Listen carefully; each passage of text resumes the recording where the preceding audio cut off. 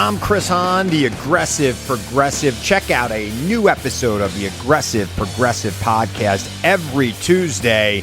You know, the election is heating up just as the year is winding down. Stick with me. I'll tell you the truth as I see it. Download the Aggressive Progressive on Pandora or wherever you get your podcasts. Hey, it's Mark Goodman. And I'm Alan Light. On today's podcast, Record Store Day founder Carrie Colliton is joining us to discuss the April 20th RSD special releases. Plus, we'll talk live with our audience, the Sound Up Pod Squad, and find out who still listens to vinyl. And some updates from the Beatles universe. Oh, good. Sound Up with Mark Goodman and Alan Light, the only music podcast that matters.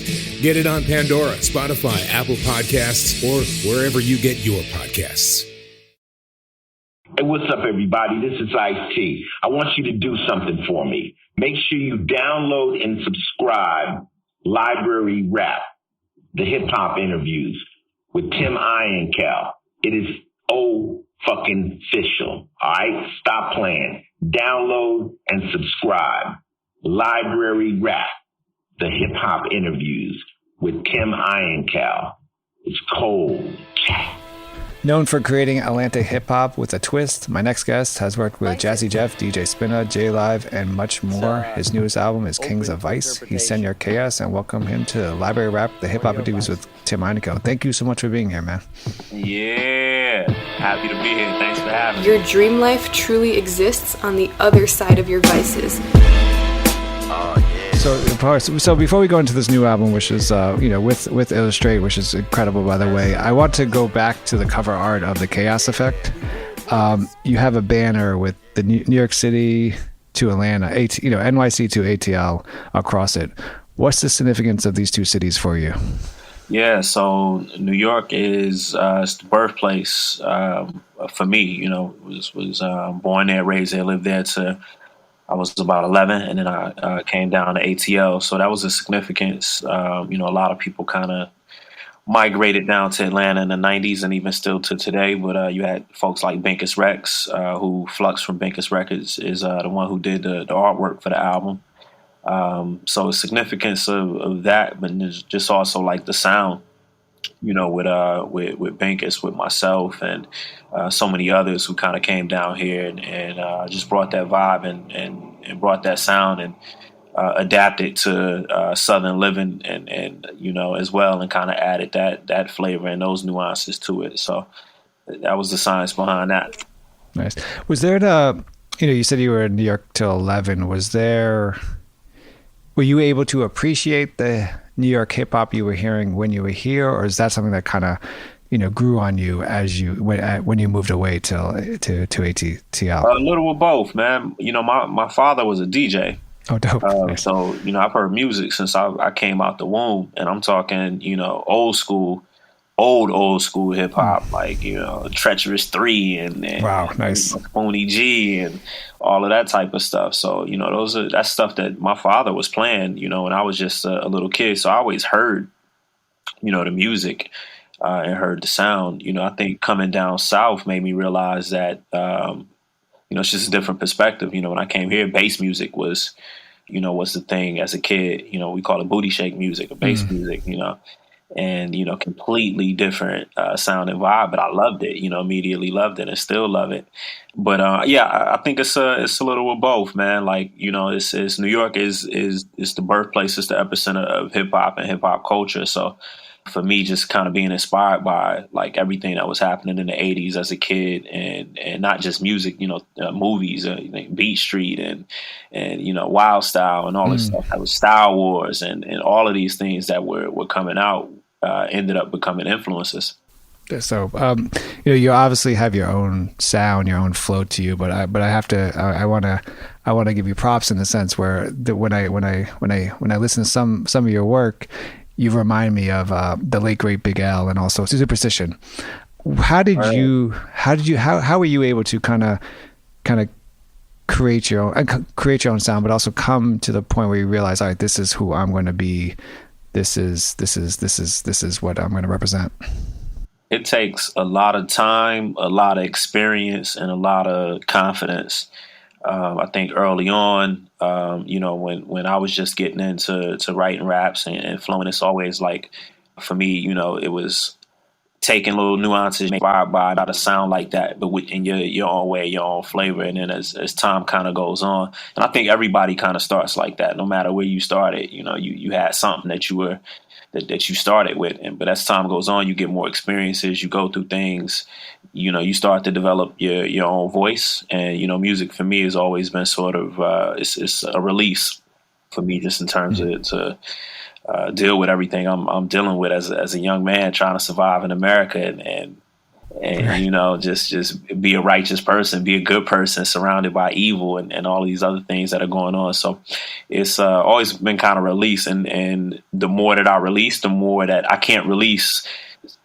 sounding like somebody else or trying to pick up somebody else's flow or style. Like, it has to completely come through my voice, and that's exactly what happens. But it's I feel like the great thing about anybody who's rapping now is, we're all a product of our environment in a sense. And for me, I'm just blessed to be a product of a dope environment of 25 years of incredible MCing that, I've been around and been able to listen to and be able to take some of that vibe and be able to put that into my music.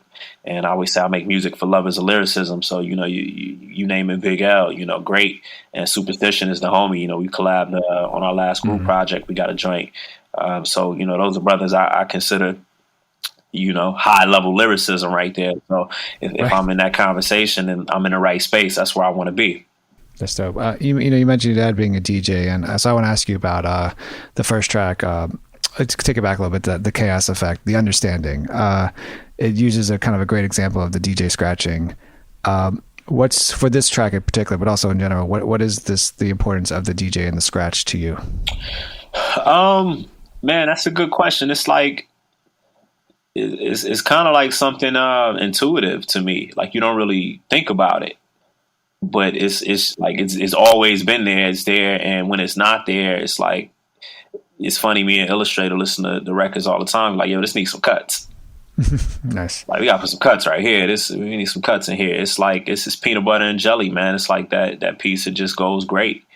You got a dope beat. You got some flavorful cuts on it. It just matches well. But, once again, it's like, somebody had to kind of make that a thing. And I think for me growing up, it was like Primo and, guys like that who, Preem was always had the crazy cuts. And I felt he made some records better, by how he was cutting on it or the way he was cutting on it or whatnot. So it's just with that same mindset, man. It's just adding a little more seasoning to a record. You need all your ingredients to make whatever dish you're trying to make, right? And the scratch is one of those ingredients, just like the beat is. Let's turn to the new album, Kings of Vice. It starts off with the track BTR, which is, I think, a great reminder of breaking rules within the music industry. It's okay and should be encouraged. For you, what has been the advantage to be able to break the rules? And do you think a lot of artists are willing to take that quote unquote chance of breaking these rules? Yeah, I think breaking the rules allows you to move in a way that you truly want to move. And for me, like, that track was about, we had created Ultra Beast United as an indie label with the plans to morph it to a creative agency about a year and some change ago. And, I think when we first created it, we were trying to set it up in the traditional way of, how you would create a boutique label and having a PR and all of these different things. And at some point, I think we just kind of realized, like, for what we're doing and how we want to do it, it doesn't really work for us right now. So we have to go against everything that we've been taught. We have to go against everything that's traditional and just, like, shoot our guns, like just do what we know to do. Shoot our shot rather than shoot our guns. Just shoot our shot and take a chance and just put the music out and and just try to make sure we're connecting with other lovers of lyricism. But I think for a lot of artists like our peers, they're doing the same thing. Or if they haven't already, then they're starting to do it now. Everybody's just figuring out, like, we've been taught as artists that there's a certain way to be successful or have an album be successful. There's no formula. It just doesn't work the same for everybody. People like doing different things. Some people are very outgoing and social, like to be on social media and like to do a lot of video stuff. Some people don't, so it's like you got to figure out what works for you through your voice. And that's what Breaking the Rules is about. There's a dope line off of On One, which I like because it reminds me of a lyric that Talib Kweli spit on Black Star album. When you spit, I'm confident even when I don't get no compliments. And it reminds me of the lyric, I don't get many compliments, but I am confident. Can you talk about the reason you wrote this lyric and can you break it down for us? Yeah, it's so that's how I started. I started the record. And it's just, life is full of distractions. And sometimes in order to reach your goals, you got to feed your focus, starve the distractions.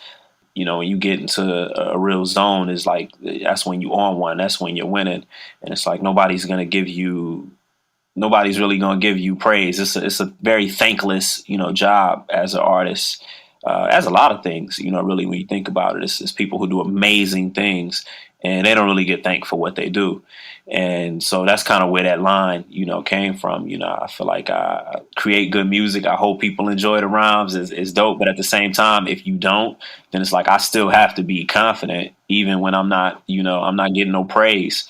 I still got to keep going. And if the album does good or bad, I still have to find the strength and find the will to make another one and go back in on it. So that's what that's about.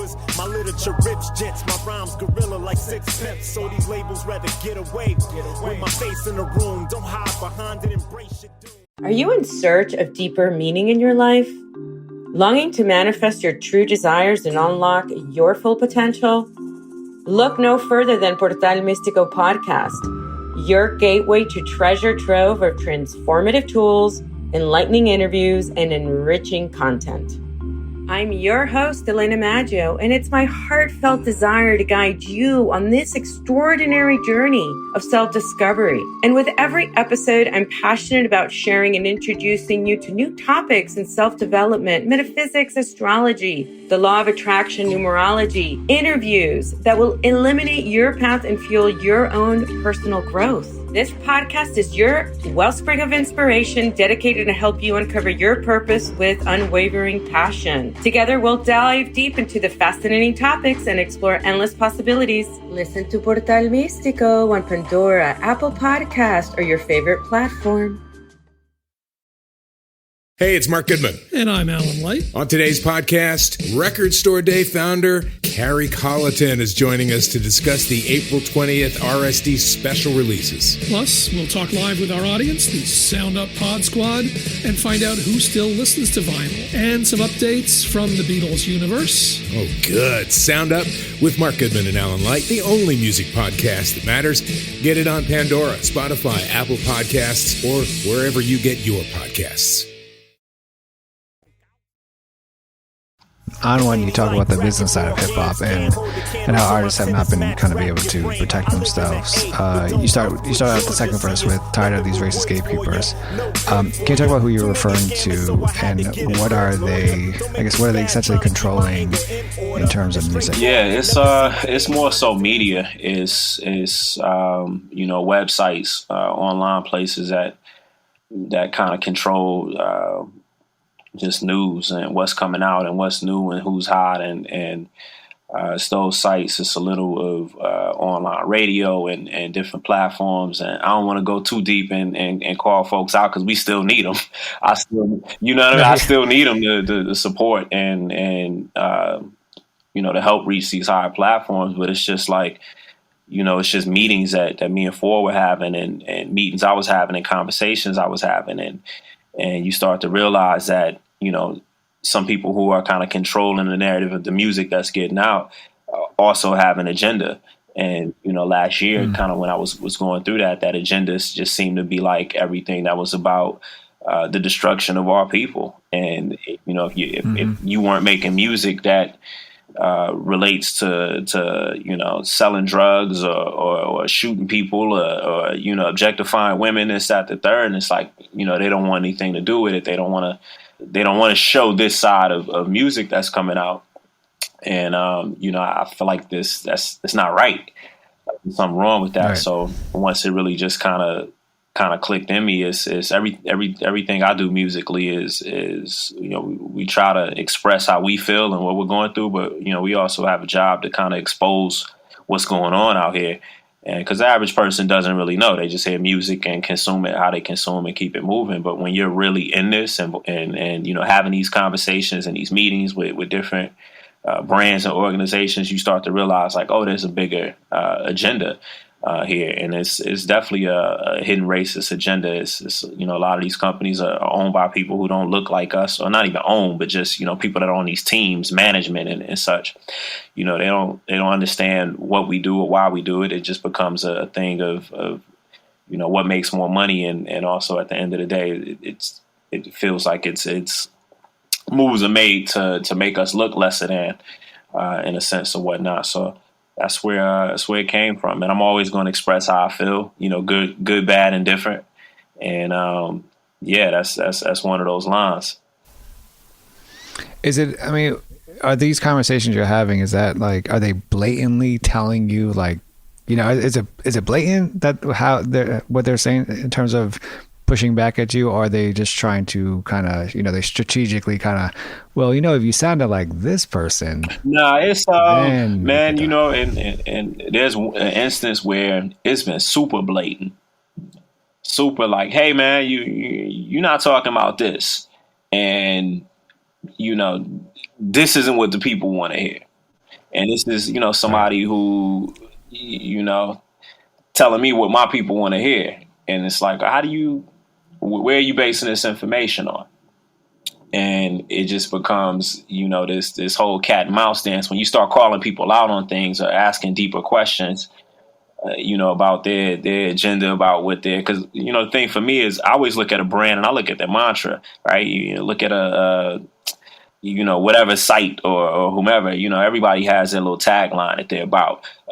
We're keeping it real over here. We're doing this. And when I have meetings with people, I call them out on that. Well, your brand mantra says that you're about exposing great music or doing whatever X, Y, Z. So this is why I reached out to you. This is why this falls into that. But, I've had an instance where, it's super blatant where, somebody was just like, man, you ain't rapping about this. I can't support it. We not putting it up because that's all we put up is this. And then you have other instances where people just try to tell you, that the type of music that we make, oh, this isn't what people want to hear. This isn't what the hip hop audience wants to hear.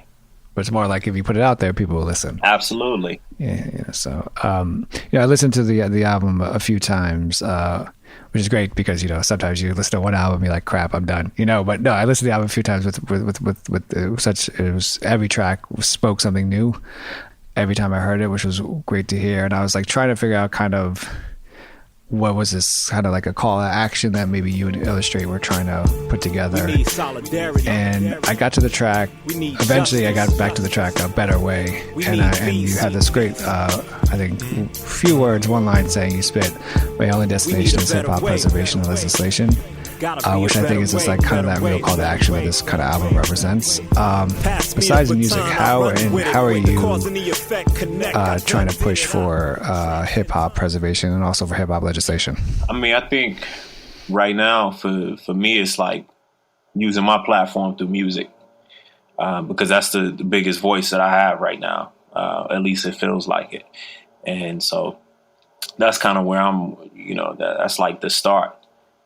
Here, but I think ultimately it's like looking at brothers who I'm inspired by, people like Killer Mike, who grew up same side of town and me, same area of town, and being able to see him, just start with music and start with Outkast, but be able to grow to be a voice, for our city and a voice for a lot of people around the country, and be respected as such. And I think that's ultimately like a goal. But for right now, I feel I'm just in my infancy of any of that. And right now, I just want to connect with fans on a musical level to let them know where I'm at and what I support and what I don't support, and being able to start there so they can understand, who I am and what this brand is about, and ultimately be able to grow so we can do bigger things, have a bigger audience, and be able to make major moves. I believe that hip hop is a gargantuan force globally, and I still don't think we truly kind of take it for how powerful it is and for how much change it can evoke. And that's what Better Way was about. You know, you talked about the balancing act, and you know, you're not just an MC, but you know, you're also, you know, a marketer. Yeah. And you've worked with Red Bull, EA Sports, RBK, Verizon, you know, all these brands. How do you, I hope this question makes sense, but how do you, the balancing act there in terms of connecting hip hop culture and these brands culture, and not fearing that you're going to, as an artist, water down hip hop culture because it's mixing with some sort of commercial brand? Yeah, it's so your question is, how do you balance that? Yeah, how do you balance it's that? I mean, I think everything has to be rooted in authenticity. And for me in marketing, you know, it wasn't something that I sought out to do at all. I actually fell into it. I was already doing music. I was writing graffiti back in the day. And through graffiti, I fell into street promotions because they're kind of the same thing. It's basically you have a thing and you're trying to get it seen by as many people as you can, right? So you put it in the most high profile areas you can, and it's, whether it's a tag or poster, a sticker or whatever. And through street promotions, I got into event marketing and then eventually product marketing, experiential, et cetera, et cetera. But for me, it's all rooted in authenticity. And, you know, there's a lot of brands who are trying to connect with our audience and our demographic. And, you know, they need assistance just in terms of local, just way of life, you know, local data. Local psychographics, and I've been able to provide that for various brands through Atlanta, just to say, okay, hey, you want to come and do XYZ, you know, you did that in New York, might not work the same in Atlanta, you know, you should tweak it and you know, do it this way to connect. And I've been able to do some, you know, work on some amazing projects for a lot of different brands and create some amazing products and experiences through that. And it's all been rooted in authenticity. When it's not rooted in authenticity and it feels like, you know, brands trying to take advantage, that's when I fight back. You know, I've always been the person at the table who fights for us. And, you know, ask anybody I work with, you know, they either love me or hate me because of that. You know, it's just like, I'm not going to, if I'm working with somebody, I'm not just going to let you come in here and, you know, just kind of try to make it a transactional situation or capitalize off the culture in a sense. Like, I always try to work with brands to help them dig in and truly emerge, you know, into the culture. And you know, working with Scion, like, you know, was a big way, and working with EA and the stuff we were doing around entertainers, entertainment marketing. Like, it's all just been amazing things. And I think those are the you know, the most impactful things that I could do as a career wise outside of music. I mean, you've also worked with Nike, and you know, sneaker culture is always, you know, a lot of times very prevalent in hip hop culture. You know, Sky Zoo is huge with. We created it, so yeah. What is for you? What is the kind of the importance of connecting these two cultures for you, but also the importance of sneaker culture for you? Yeah, it's I think it's J Live said this, and he probably got it from somewhere else, but you know, he said it. You know, if you love what you do, you never work a day in your life. Right. It was a quote, you know, that he said, and that resonated with me, you know, at an early age. So it's really about like, okay, well, what do I like? You know, I like music. I like sneakers. I like basketball. How do I work around those things, you know? Right. And so that's really what it was more about for me. It was just like, how can I work around these things? And also, you know, just going back to inspiration, you know, I started to see people who were kind of doing what I was trying to do, didn't know how I could get there, how to do it. But, you know, people like Barbito Garcia, you know, Bob was working with Nike, you know, early 2000s and, you know, getting exclusive Air Force Ones and this, that, the third. And it was like, man, well, how Bob doing this? Right. And so, you know, you just kind of set out on that quest to figure it out and figure out how to make relationships and build relationships. And it took years. before I was able to kind of cross that threshold and do some of the things that I was able to do with Nike and work on footwear and product that came out. But yeah, man, it's for me, it's just like, what do you love and how can you be around what you love and make a career out of it and then feed yourself out of it. All right, you obviously you're the album Kings of Vice is I think full of hip hop quotables, right?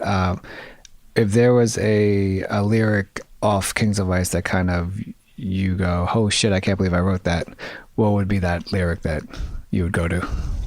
Whew, man, that's a great question.